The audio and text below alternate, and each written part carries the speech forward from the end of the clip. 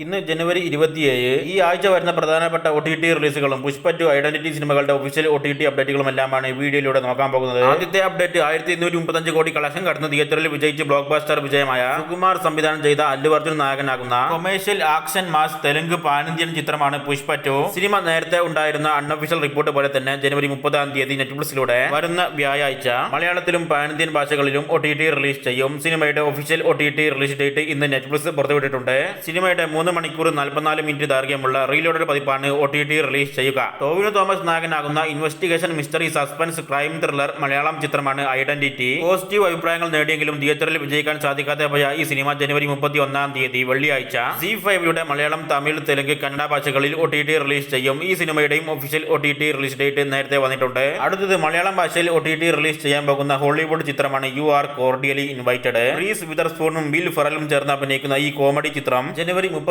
Amazon പ്രൈമിലൂടെ Malayalam, Tamil, Telugu, Kannada, Hindi, English ഭാഷകളിൽ OTT release ആകുന്നതാണ്. ദ സീക്രട്ട് ഓഫ് സിലേദേഴ്സ് എന്ന പുതിയ ഹിന്ദി അഡ്വഞ്ചർ മിസ്റ്ററി സീരീസിന്റെ എല്ലാ എപ്പിസോഡുകളും ജനുവരി 31 ഡിസ്നി പ്ലസ് ഹോട്ട്സ്റ്റാറിലൂടെ ഹിന്ദി ഭാഷയിൽ OTT റിലീസ് ചെയ്യും. സീരീസ് മലയാളം, തമിഴ് പോലെ മറ്റ് ഭാഷകളിലും OTT റിലീസ് ചെയ്യാൻ സാധ്യതകളുണ്ട്. 2022 ഇറങ്ങിയ #അവൾക്കൊപ്പം എന്ന മലയാളം സസ്പെൻസ് ഡ്രാമ ഹൊറർ ചിത്രം ഇപ്പം യൂട്യൂബിലൂടെ മലയാളം ഭാഷയിൽ റിലീസ് ചെയ്തിട്ടുണ്ട്. മലയാളം മൂവീസ് എന്ന ചാനലിലൂടെയാണ് സിനിമ റിലീസ് ചെയ്തിരിക്കുന്നത്. ജാക്കി ജാൻ നായകനാകുന്ന അർണോൾഡ് ഗസ്റ്റ് റോളിൽ കൂടി എത്തുന്ന 2004 ഇറങ്ങിയ കോമഡി അഡ്വഞ്ചർ ആക്ഷൻ ഹോളിവുഡ് ചിത്രമാണ് journey around the world. Cinema ഇപ്പം മലയാളത്തിൽ ഡബ് ചെയ്ത് യൂട്യൂബിലൂടെ റിലീസ് ചെയ്തിട്ടുണ്ട്. ഡൈമെൻഷൻ പിക്ചേഴ്സ് മലയാളം എന്ന ചാനലിലൂടെയാണ് സിനിമ റിലീസ് ചെയ്തിരിക്കുന്നത്. നീലമുടി എന്ന അവാർഡ് ഡ്രാമ മലയാളം ചിത്രവും ഇന്നലകൾ തളിർക്കുമ്പോൾ എന്ന റൊമാന്റിക് ഡ്രാമ മലയാളം ചിത്രവും ഇന്നലെ റിപ്പബ്ലിക് പ്രമാണിച്ച് മനോരമ മാക്സിലൂടെ മലയാളം ഭാഷയിൽ OTT റിലീസ് ആയിട്ടുണ്ട്. ഡെൻ ഓഫ് തീവ്സ് 2 എന്ന മിക്സഡ് അഭിപ്രായങ്ങൾ നേടിയ തിയേറ്ററിൽ വിജയിക്കാൻ സാധിക്കാതെ പോയ അമേരിക്കൻ ഹേസ്റ്റ് ചിത്രം നാളെ ജനുവരി 28 വിദേശത്ത് ഇംഗ്ലീഷ് ഭാഷയിൽ ഡിജിറ്റൽ റിലീസ് ചെയ്യും. ഈ വർഷം ഇറങ്ങിയ കോമഡി ഡ്രാമ തമിഴ് ചിത്രമാണ് ബയോസ്കോപ്പ്. ചിത്രം വരുന്ന വെള്ളിയാഴ്ച ജനുവരി 31 ആഹാ തമിഴിലൂടെ തമിഴ് ഭാഷയിൽ മാത്രം OTT റിലീസ് ആകുന്നതാണ്.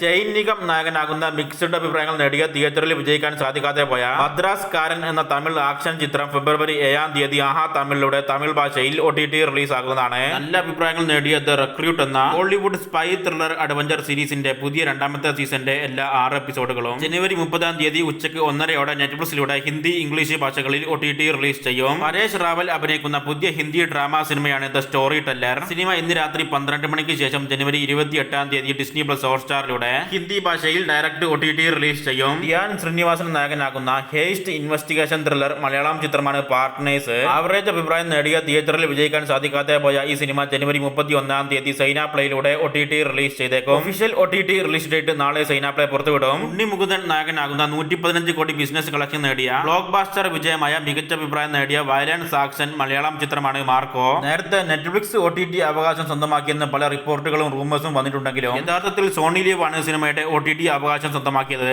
സിനിമ മലയാളത്തിലും പാൻ ഇന്ത്യൻ ഭാഷകളിലും ഫെബ്രുവരി പകുതിയോടുകൂടിയായിരിക്കും സോണി ലീവിലൂടെ OTT റിലീസ് ചെയ്തേക്കുക. മാർക്കോ സിനിമ പോലെ തന്നെ ആസിഫ് അലി നായകനാകുന്ന മികച്ച അഭിപ്രായം നേടിയ 54 കോടി കളക്ഷൻ കടന്ന ബ്ലോക്ക് ബാസ്റ്റർ വിജയമായ രേഖ ചിത്രം എന്ന ഇൻവെസ്റ്റിഗേഷൻ ക്രൈം ത്രില്ലർ മലയാളം സിനിമയുടെയും OTT അവകാശം സോണി ലീവാണ് സ്വന്തമാക്കിയിട്ടുള്ളത്. സിനിമ മാർക്കോ സിനിമയുടെ OTT റിലീസിന് ശേഷം ഫെബ്രുവരി പകുതിക്ക് ശേഷവും മാർച്ച് പകുതിയോടെയോ അതിനുള്ളിലോ ആയിട്ടായിരിക്കും സിനിമ മലയാളത്തിലും പാൻ ഇന്ത്യൻ ഭാഷകളിലും OTT റിലീസ് ചെയ്യുക.